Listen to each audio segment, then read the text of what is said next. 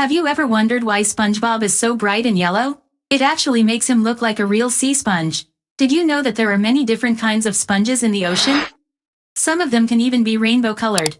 Imagine how amazing the underwater world can be. SpongeBob has a neighbor named Squidward. He likes to play the clarinet, although, to be honest, he's not always very good at it.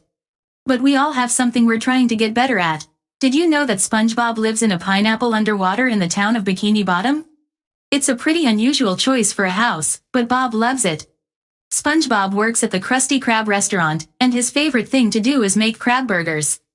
By the way, SpongeBob is very friendly.